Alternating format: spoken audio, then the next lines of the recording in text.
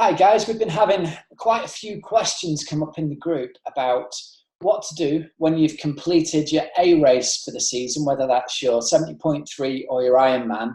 With people saying like, look, what do I do now? Should I enter another 70.3? Should I enter another Ironman? I spent 6 to 9 months getting really, really fit for my A race, and now I don't really know what to do. I've had all the excitement of building up to this race. I've done the race. What's next? So rather than type a long and lengthy reply to this in the Facebook group, what I thought we'd do is we'd have a chat on the video here and work through a few of the possible scenarios. My first and most important take on this is, look, you've done a lot of focused, really hard work leading up to your A race. You're now super fit. You're probably fitter than any time you've been in your life, or certainly fitter than any time you've been this season. Go out and use that fitness to do something fun.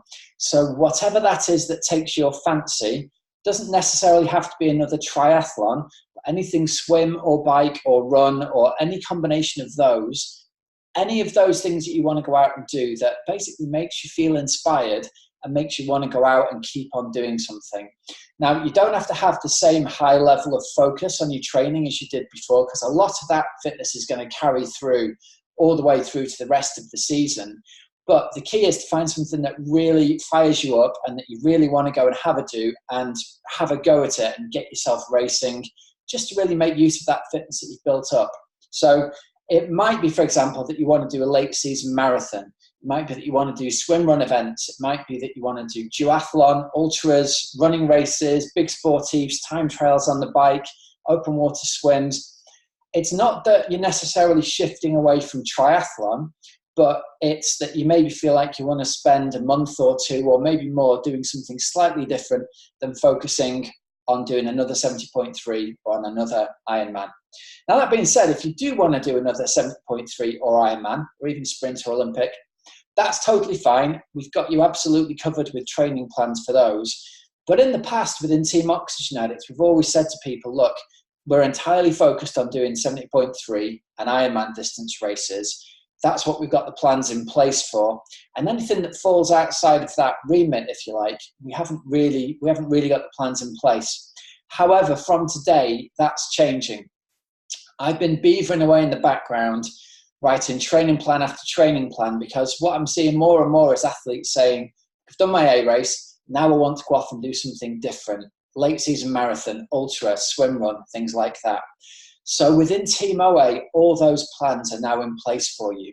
So if you decide you want to do something that isn't the traditional triathlon, that's totally fine. We've absolutely got you covered with the training plans. I'm going to use Anthony as an example, who wrote that he's done a couple of 70.3s, actually very close to each other, back to back, and he's decided that he wants to focus on doing some run races later in the season, because I think from memory, in his goal 70.3, he actually ended up running faster in the half marathon there than his open half marathon race time pre-existing this season.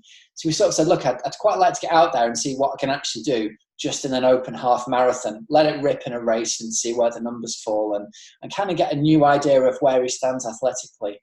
And so I said, absolutely great, let's do that. Let's get you into some run races later in the season, make use of this fitness and see where those numbers are and see just how fast he is. And I think actually he's going to surprise himself.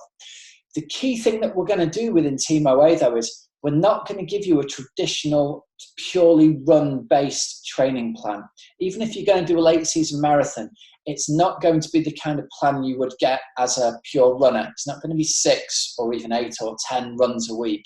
And the reason for that is I really believe that for most age groupers, the multi-sport approach is the best approach to get your best performances from any of those single sports, because the cycling that you're going to do in training for your triathlon actually really supports well building aerobic fitness for run races, but without any of the risk of picking up injuries. So it's tempting to think, if you want to go and do an open half marathon or an open marathon, that the best way to go about getting a really good time for that is to just do running.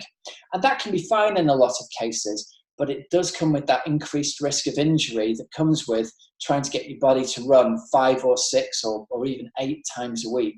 Whereas if we mix some bike training in there as well, you've got less of that load on your lower body, reduced risk of injury, overall more consistency in your training, and we're going to see better chances of really good run performances. Anthony's already seen that in his 70.3, running faster in a 70.3 race half marathon than he's run in an open half marathon.